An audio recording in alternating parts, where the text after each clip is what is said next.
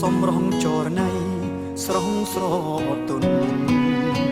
បងខ្វៀលក្របីសំឡាងជួបថ្លៃស្រីមានមុនឲ្យបេះដូងអារម្មណ៍ធៀងធងជួបស្នេហ៍ដំបងញ័រសពកាយដូចភ្លៀងជន់លិចស្រែលិចភូមិមុំអើយសូរងំហ៊ីងយំឆ្លងឆ្លើយសន្ទូងដងហើយភ្លៀងប្រណីក្លិនផ្កាស្រុកស្រែដូចមាសមីសែនប្រពៃដងពីភុងតែឈ្មោះថ្លាថ្លៃរឹកពីចរណៃដោយស្រីសួគីអូនអើយសូមឆ្លើយនឹងប្រុសម្នាក់នេះដែលលួចស្នេហ៍ទៅឈវីពឹងព្រះពីនិយាយសាសងថាចិត្តរៀមពិតស្នេហ៍ពេញបេះ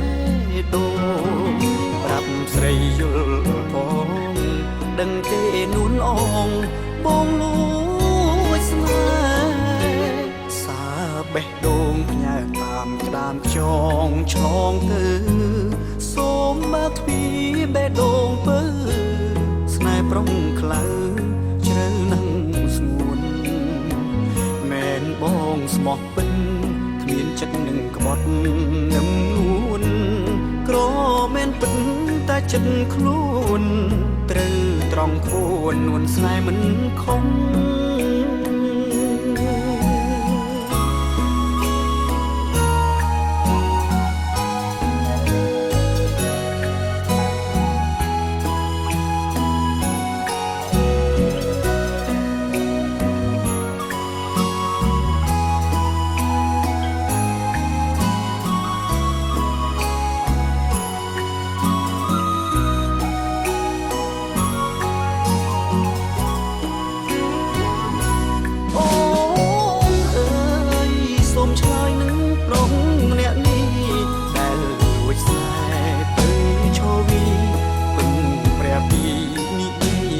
សូមថាចិត្តរៀមពិតស្នេហ៍ពេញបេះដូងប្រាប់ស្រីយល់ផងដឹងទេនួនអងបងលួចស្នេហ៍សាបេះដូងផ្ញើតាមក្តាមខ្យងឆ្លងទៅសូមបើកទ្វារបេះដូងពើស្នេហ៍ប្រុងខ្លៅជ្រៅនឹងស្ងួនបងស្មោះពិនគ្មានចិត្តនឹងក្បត់នឹមនួនក្រមែនពិនតែចិត្តខ្លួន